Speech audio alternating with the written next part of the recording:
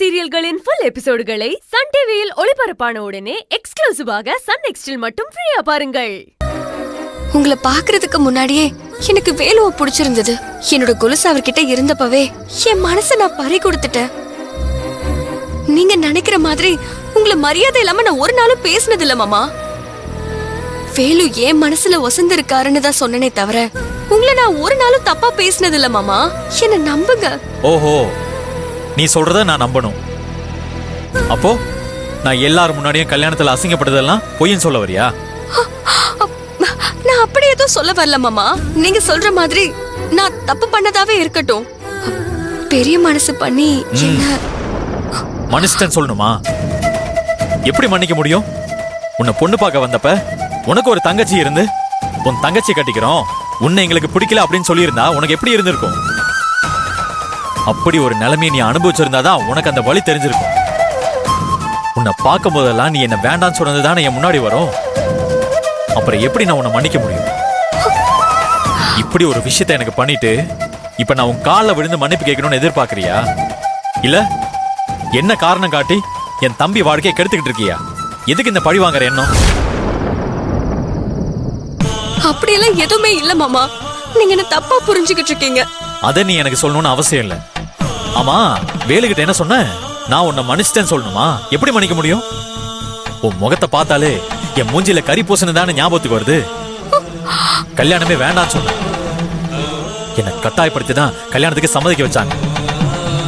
ஆனா நீ என்ன அவமானப்படுத்தி பேசினத என் கல்யாணத்துக்கு வந்தவங்கள அத்தனை பேருக்கு முன்னாடியே தெரிய வச்சு அவங்க முன்னாடி என்ன தலைகுனிய வச்சிட்டேல. இல்ல மாமா, நடந்தது எல்லாமே தப்பா நடந்துருச்சு. ஆனா அதுக்கும் எனக்கும் எந்த சம்பந்தமும் இல்ல. தயவு செஞ்சு என்ன புரிஞ்சுக்கோங்க மாமா. சம்பந்தம் இல்லாம தான் உனக்கும் எனக்குமான இந்த பகைய என் தம்பி வேலுகிட்ட காட்டி அவன் வாழ்க்கையை பாழாக நினைக்கிறியா? அப்போ என் தம்பியையும் உனக்கு பிடிக்கலையா? இல்ல அவன் கூட சேர்ந்து வாழ்றதுக்கு உனக்கு விருப்பம் இல்லையா? அப்புறம் எதுக்காக அவனை கல்யாணம் பண்ணிக்கிட்ட? உனக்கு பிடிக்கலனா கல்யாணத்துக்கு முன்னாடியே வேண்டான்னு ஒதுங்கி இருக்கலாமே. அதுதான் உன்ன மாதிரி படிச்ச பொண்ணுக்கு அழகு. நீ செய்யறது எல்லாமே கொஞ்சம் கூட சரியில்லை. உங்க அப்பா அம்மா பண்ணதை கூட ஒரு விதத்தால் நான் மறந்துடுவேன். ஆனா இந்த ஜென்மத்துல நான் உன்னை மன்னிக்கவே மாட்டேன். உன் வாழ்க்கை நிலைக்கணும்னு நினைச்சா என் தம்பி கூட அட்ஜஸ்ட் பண்ணி வாழ கத்துக்க. வேலு தான் என் ஒட்டு மொத்த உசுருன்னு உங்ககிட்ட இப்ப நான் எவ்வளவு சொன்னாலும் நீங்க புரிஞ்சுக்க மாட்டீங்க மாமா. மத்தவங்களை ஏமாத்துறதும் நம்பிக்கை துரோகம் பண்றதும் உனக்கு தான் கை வந்த கலையாச்சு. அதே எனக்கு நல்லா தெரியுமே. ஆனா அதை நீ என் தம்பி விஷயத்துல காட்டக்கூடாது. என் தம்பி கண் கலங்கினாலும் என் தம்பி வருத்தப்பட்டாலும் அது இந்த அண்ணன் பார்த்துட்டு சும்மா இருக்க மாட்டேன். என் தம்பி இப்படி ஏமாளியா இருக்கான்னு நினைச்சு அவனை மேலும் மேலும் ஏமாளியாக்க பார்க்காத. இப்ப சொல்றேன் கேட்டுக்கோ. நீ என்ன அவமானப்படுத்தினதையும் நான் ஒரு காலமும் மன்னிக்கவும் மாட்டேன். அதே நேரம் நீ வேலுவோட சந்தோஷமா வாழ்றதையும் நான் தடுக்கவும் மாட்டேன். குருசாமி சொன்ன மாதிரி இந்த குடும்பத்துல நீங்க 2 பேரும் சந்தோஷமா வாழ்ந்து குழந்தை குட்டின்னு எந்த பிரச்சனையும் இல்லாம இருக்கணும். குடும்பம் நிம்மதியா இருக்கணும். ஆனா உனக்கும் எனக்குமான பகை என்னைக்குமே தொடர்ந்துகிட்டே தான் இருக்கும். இதையே காரணமா காட்டி என் தம்பிகிட்டயோ இல்ல என் குடும்பத்தில் இருக்கவங்க கிட்டயோ ஏதாவது குழப்பத்தை உண்டாக்கணும்னு நினைச்சா இந்த திருமுருகனை நீ வேற மாதிரி பாப்ப. நான் சொன்னதெல்லாம் ஞாபகத்தில் இருக்கட்டும். நமக்குள்ள இருக்கிற இந்த விஷயம் என் தம்பி வேலு உட்பட வீட்டுல இருக்கிற யாருக்கும் ஒரு காலமும் தெரியக்கூடாது. எனக்கு உன் மேல இருக்கிற வெறுப்பு என்னைக்கும் போகாது. நீ யாருக்கும் சொல்ல மாட்டேன்னு எனக்கு சத்தியம் பண்ணி கொடு.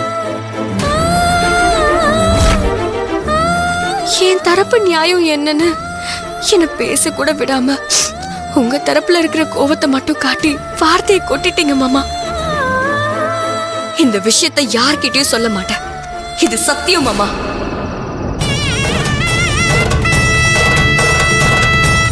மாமா ஒரு நிமிஷம். நீங்க சொன்ன மாதிரி நான் சத்தியம் பண்ணிட்டேன் மாமா. உங்க வார்த்தைக்கு கட்டுப்பட்டு நான் இதை ஒரு நாளும் யார்கிட்டயுமே சொல்ல மாட்டேன். ஆனா நான் உங்ககிட்ட இப்போ சவால் விட்டு சொல்றேன்.